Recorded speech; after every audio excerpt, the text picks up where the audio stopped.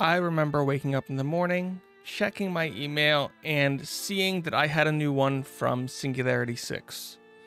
I was invited to test their upcoming game, one that I'd been following for nearly 2 years at this point.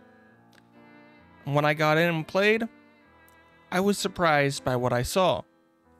The game that I had been following seemed to have a decent foundation to it. It was fun to play. It might even be considered good. The next thing that happened in this story, though, was pretty alarming, at least to me.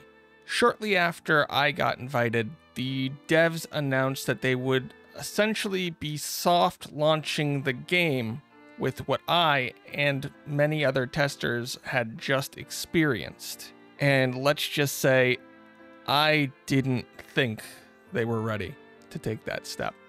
This video is not really a standard review. It started its life with me trying to balance the positives of the game and the negatives, and realizing that this list didn't really do any justice in a vacuum. And don't get me wrong, the game does have its positives. The world is good looking and fun to traverse in. The NPCs in the game are fun to talk to and learn about, interact with. And I think they did a better job with the gifting system than most other games in the genre. The housing and decorating can also be quite fun, even in the current systems, and most of the skills have a decent foundation that can make them entertaining. But there was a lingering question in the back of my mind. It wasn't if the game was fun to play, or what did they do right, or what were the positives and negatives. The more I made my list, the more a simple question popped into my head. Will Palia be successful? Success is a hard word to quantify, and in this case, I want to look at whether or not Singularity 6 created the community-based MMO that they claim to be making, because that's how a lot of people heard of the game and will be brought to it. And more importantly, at least for the company, will it make back the many millions that they'd raised from venture capitalists? Okay, on the subject of a community-based MMO, I can already see future comments saying it's not an MMO, or there's only 25 people in a server, and so on, but this isn't really the most important claim in that phrase, community-based MMO. Where's the community? It's honestly really not there at this point. An extremely popular argument has been occurring within the actual community of the game the last few weeks about whether or not player trading should be in the game, and there's a ton of questions over the last few years, some even spawned by me, where people asked about whether auction houses would be in the game or not. So why were these two features talked so much about? Well, it's pretty simple. In this play as you want game, or in community-based games in general, that, ones with community goals and aspirations and people being able to contribute to larger goals, yeah, players would expect to be able to dabble in skills, but truly specialize in a few that they actually want to do. And if they did that, this wouldn't hurt them, because other players in the community would be able to help them pick up the slack by doing those skills that they didn't want to. And everything would be a-okay. Everybody would have their top skills, and everybody would be working together to make sure people progressed. And this isn't what we got. Instead, we got 4 small requests of predetermined amounts of items that help to gate what you can or cannot do. Sure, you can buy materials from NPC shops, but this is a massive hit to the community style of gameplay that many of us were hoping for. And yes, we don't have trading, we have requests. Did you know that you need to have the requested item on you and in your bag in order to fulfill a request? So if you're in a server with someone who wants a copper bar, for say, you need to leave the server to go back to your house to grab the bar, to try to return to the server and just find out that you weren't placed in the same one that you were just in. Again, that community feeling really not going well there, is it? And with no way to access your inventory from those maps, it becomes clear that the request system was really only meant to be used when you're in your instanced housing plots away from all of the other players. On top of that, there's not even an easy way to communicate with other players to thank them for fulfilling your request, which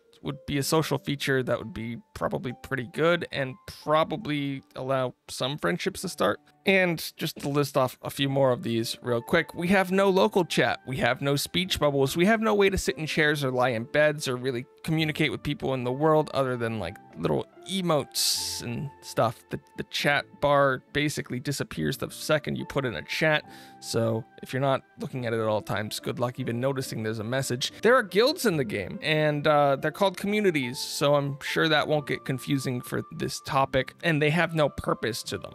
Like, none at all. They exist in name, but besides that, they're basically an added 25-person chat, and in the age of Discord, does it even matter? And I seem to recall that the devs said that I would be able to help my friends do things on their housing plot, like water their garden, but did you know that you can't even access someone's housing plot unless they're actively both online and in the plot? It doesn't matter if you're friends. Doesn't matter if you're in the same community. It doesn't matter if you've given them maximum permissions in the game. You just can't go to their plot to help them do things like water crops or really anything else. So yeah, great community features. And that's just one perspective problem with this whole community thing. Let's take a look at some of the skills instead. Hunting, which is my main skill, has a few systems inherent to it which actually hurt the community and other players. So yeah, to explain why we're basically just hurting other players who want to hunt. Sure, there is this system where if multiple people shoot at an animal, they can get credit to the loot and all of that, and nobody gets hurt. But at the start of the game, players one-shot choppas. With one arrow upgrade, they one-shot a majority of the Cernuks in the game too. Suddenly, you might see a problem here, because that sharing can't really happen if somebody's level 3 or higher at the base level. You're actively hurting other players who want to hunt if you hunt in a zone. If you happen to be on a server where 5 people hunt and you all go to the same spot, maybe 2 people will get credit because most of the creatures are one-shot. You can't split loot in this. And this is from an open world perspective. This is also in a community game where I expected to team up with people in the wild to do activities. You know, my hunting an area actively preventing others from hunting in that area really doesn't help the community feel of the game in any way, does it? And hunting isn't the only skill where this exact problem appears. If we throw our hats into the mining skill real quick, we can see the same forces at work. Sure, if players hit a node at the same time, you'll both get the loot, but players don't naturally mine in massive packs of 10 people. Instead, they run around the world searching for resources, and they don't do it in the same pattern. So what you'll find many times is that when you get to an area, other players have mined it out already. This isn't a massive problem with respawns, but you could find yourself literally running around a map with no ore to find. Why do I say this? Because I've spent upwards of 2 hours in the game now looking for pallium ore in the world, and I have found exactly 2 nodes spawned because other players have been taking it before I've been getting there. So yeah, from just these 2 skills, we can see that first of all, there is now a competitive element to the game. If I want to hunt or mine, I better be quicker and better at finding things than other players if I want the best experience. Otherwise, it's sort of a crapshoot over whether or not you get what you want. And this is made worse in things like mining because not everybody actually wants to mine, they just want the resources, and this is a bit of a time gating feature. So yeah, we'll talk about that in a different video. And, well, this video is going long and I haven't fully recovered yet, so instead of harking on a trillion different other reasons that the community in this game feels missing, let's move on. I have noticed a growing sentiment in the closed beta community of people begging the devs to postpone releasing their open beta, either because the servers don't function well during peak hours, or because there's just not enough content in the game, and what is there might need to be better polished or reworked to better fit the community style of the game that Singularity 6 claimed to be making. And I know a lot of people out there will say, hey, this game's in beta. You should expect problems like this. You should expect missing features. In software development, beta means we have everything, if not nearly everything, that's going to be there for the final release in place. We just need to test it and polish it. So what's currently missing was never intended to be in the release anyway. Beta is not early access. Please figure your whole argument there out. Also, with open beta being open to everyone and no wipes, this is basically a soft launch, which is them just releasing to the public and hoping everything works out.